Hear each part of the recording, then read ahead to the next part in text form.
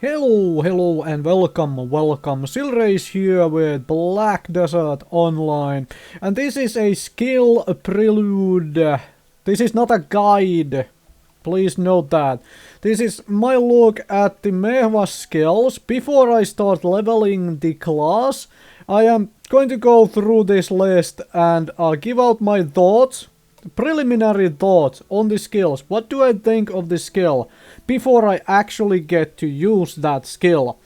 And then once I am, done leveling, I am about level 50 and somewhat, I'm going to revisit this whole thing and find out if my predictions for good skills, bad skills, so forth, were at all correct. I think this should be educational to everybody out there who happens to be enjoying this stuff, and also this shows you my process of doing this, because I do this with every single character I make. I go through the skills. It's like, okay, which ones of these do I find worth it? Alright, so obviously we have, to start with, we have the basic left mouse button stuff, useless, alright? The PvE, as far as I have figured it out in this game, firstly requires spamming abilities, which deal massive amounts of damage, and usually cost resource being VP for the Maehwa. So, these things have so little damage that I honestly don't think I'm spending any points on it while I am leveling towards 50. I am fairly sure there is something else better in here. Okay, that's the recovery skill. That's easy, nice and easy. 20-second cooldown. Oh my word. Yeah, holy. And it gets lowered down to 15 seconds for 150 instant BP. Yeah, I suddenly I see no reason whatsoever in this. Alright, that explains that. So this is the guard stance. Okay, requires a quest. Max 7 targets. Okay, that is a good amount of targets. Alright. So essentially it's a retaliation attack from the guard stance. That's nifty. Alright. That might be... Maybe this unlocks with the quest. If it doesn't, then I don't know if I'm spending points on that. 400% damage though is pretty nice. But 20-second cooldown is gonna hurt. Divider. Yeah, this is what I got for going through the tutorial and stuff. HP recovery. Max VP per target. Basic divider hits up to 2 targets. Useless for PvE. Like, okay, up with an upgrade it goes up to 5 targets. Okay, that looks better already. So, yeah. Essentially, if it's only a couple targets, I instantly consider it useless for PvE, because, yeah, you're AOing down multiple monsters once you start getting past level 25 and stuff. Blind Thrust. Requires stamina. Okay, useless. Does bring back VP. This is a PvP mobility skill, essentially. Like thrust forward to a monster. Target's melee accuracy decrease and all that good stuff. But I mean, why don't I dodge? Useless. Plus 10 VP per hit. Blind slash. Floating on head. That's kind of nifty. Requires 100 stamina. Yeah, I think I'll dodge instead. That is just essentially an upgrade. Alright. What else is here? Right, this is the mobility skill. So this is something I will likely spend points on, because it's also apparently very cheap. 10 points for the second one. Okay, that requires level 42 and above.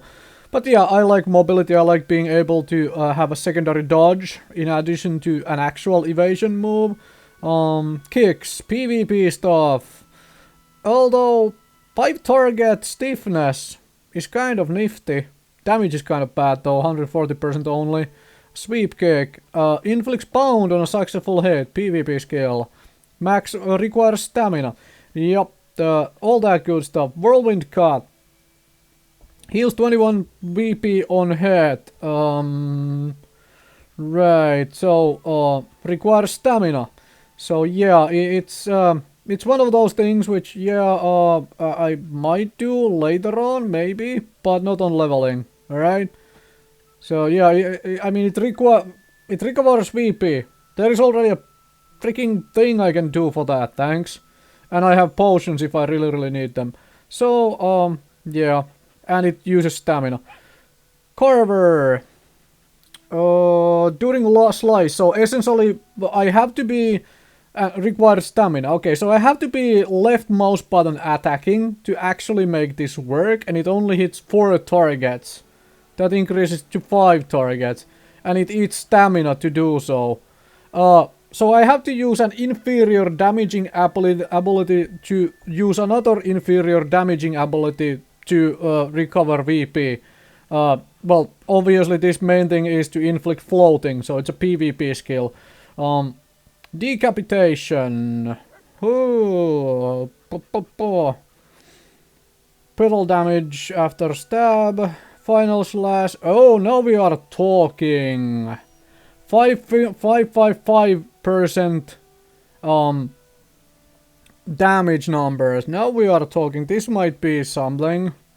100% critical hit on final slash, inflicts stun on pedal attack hit, and an accuracy increase. Yeah, this might be a grinding tool. And the damage increases are pretty damn significant too. It goes up by what? 60?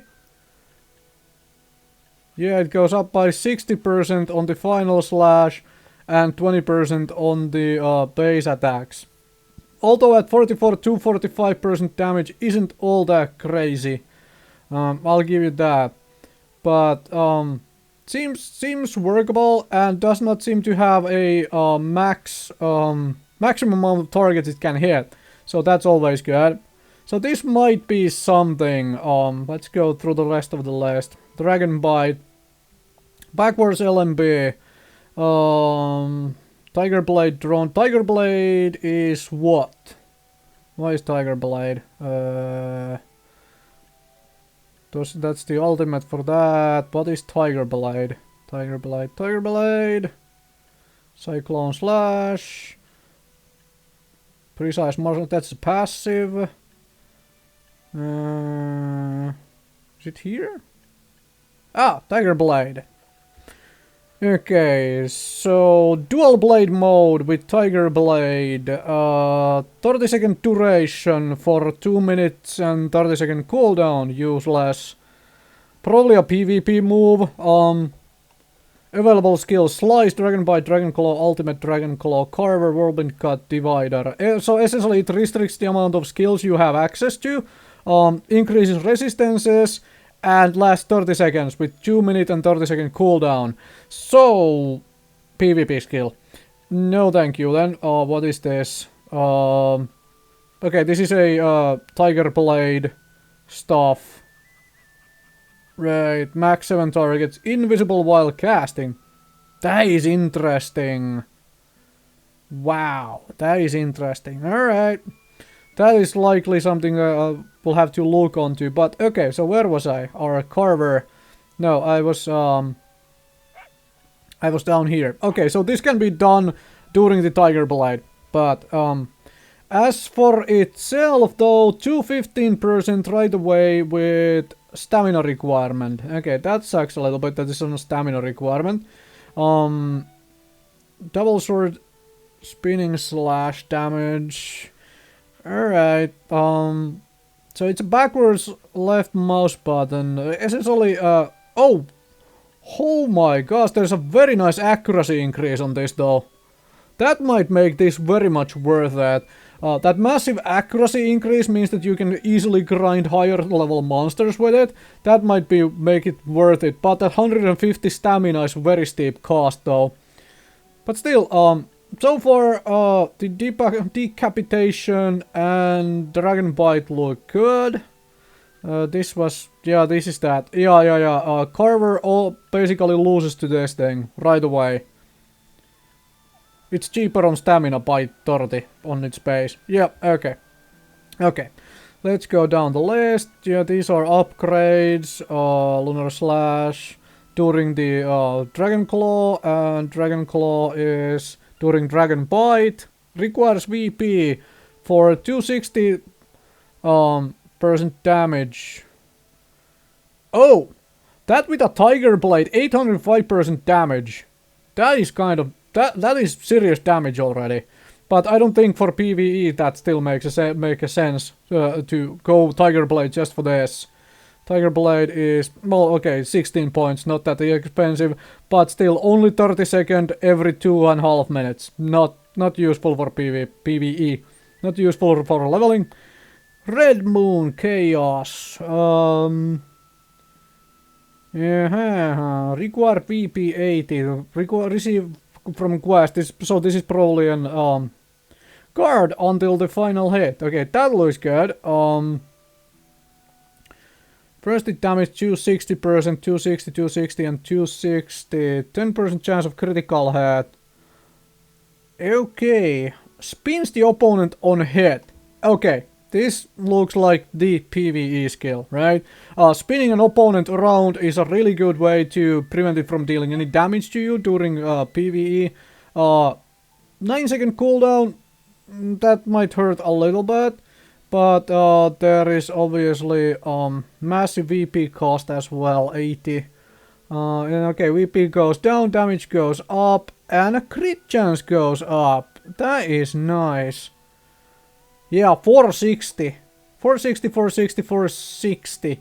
Okay, this might very well be, and it has two ways to be activated. Backwards left mouse, left and right mouse, and shift and Q. Okay, this might be the AoE skill yeah, this might be the AoE skill for PvE, especially since the cooldown time is also going down as you level, and it actually comes available fairly early, the second rank, level 24. Alright, what is this? Cyclone Slash. After Whirlwind Cut. Not bad. 310, max 3 targets. Okay, that sucks a little bit. Ow. That sucks a little bit. So that increases it to 5 targets, but requires 42. Still, damage isn't too bad. 320% with the extra inflicts knockback and 5% crit chance. Inflicts floating on the wind hit. Nice, but three targets, kind of useless for PvE. Stab arrow. Area attack, required VP, very long cooldown. So this is essentially damage and accuracy increase in PvP. Yeah, this is essentially a PvP skill then. Yeah, PvP range skill. Inflicts stiffness. What else does it do?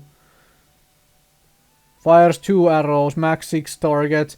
Kind of useless for PvE because, like, again, max 3 target and stuff. So arrow grapple. Fires an arrow with a rope attached to it. A successful hit will bring you into your target's position. That is nice. That is nice. There is the mobility tool I have been looking for to get right into an enemy. So essentially, what's the VP cost? 10 into okay, that's 30 VP to get to your enemy. So that's basically PvP mobility stuff, like catch up to somebody who is running away. Alright. Not really something I will probably look for to play around with in PvE anyway. Charge, stab arrow. Is this a PvE thing? Inflicts knockdown on hit. Charge damage 350% and a 5% accuracy increase. Oh. That could actually be a PvE skill to initiate combats with from range. But then again, why would I do that? I can walk into melee and start using actual melee abilities. Although this might work very well for pulling ranged monsters or pulling melee monsters from range. Might be worth looking into. Evasive shot. Okay, so dodge sideways, max 5 targets. Yeah, requires 200 stamina again. Alright, then we have passives, right? Yeah, this is stuff I will definitely spend points on when I have free skill points. And this one as well, melee evasion. Alright. And this is the level 55 plus stuff. And emergency escape and all these things. Alright. Alright, did I miss anything? No, that is the chase. So essentially it looks like something like this Chaos Red Moon will be fairly good, and the Dragon Bite, even though it costs stamina, the Dragon Bite might be fairly good. What was the other one? Decapitation. Yeah, this was a cheaper VP cost attack, and it has a massive scaling or damage scaling on the final slash, 555%. So this might be the bread and butter for the leveling, because cheap VP cost with a massive scaling and an accuracy increase. This might be the main thing, followed by maybe this. This has a longer cooldown, right? No, this has longer cooldown. 14-second cooldown, so it will probably come down to chaining three abilities: the Decapitation with Dragon Bite and Red Moon. Carver, this is a stamina requirement. I can't really use it well if I use Dragon Bite, because this already does require stamina. So and I need some stamina, plus only max 4 targets. Whirlwind Cut. I don't know about that. The divider is kind of funky, but basic divider hits up to 2 targets, useless for PvE. Alright, retaliation I have to also figure out, because if this activates by, because there is no cost associated, there is just a cooldown time. So this might be worth picking up from that point of view. Fairly good damage, 100% critical chance, massive accuracy scaling. Essentially a get out of jail free card of like something bad is happening, knock things down and run the fuck away. Or dodge the fuck away. Alright, and Slice seems kind of useless because it's like very bad damage scaling, a little bit of an accuracy scaling, but honestly I think this will solve my VP issues. Without having to, and man, that 15-second cooldown. Oh my balls. Yeah, I don't think I will need to level Slice. We will see though, we will see. Thank you very much for watching. Hopefully you enjoyed this. Me going through the skills, I will find out what exactly is worth my time or not, but by playing and testing the stuff out. But so far it looks like three abilities right here. Decapitation, Dragon Bite, and Red Moon seem like the ways to go. Maybe with retaliation to get the jail out of free card. That might be, and this is something I have to look into as well. The arrow grapple, because this might be a good way to like get into combat, initiate combat essentially. But yeah, thank you very much for watching. Hopefully this was informative somebody. This is something I do with every single character I play, no matter basically the game I play. If they have different skills, I go through them at the start to figure out, well, which ones of these look like they would be useful for this particular game. It's just something I do, and it's how I learn to do things. Thank you very much for watching.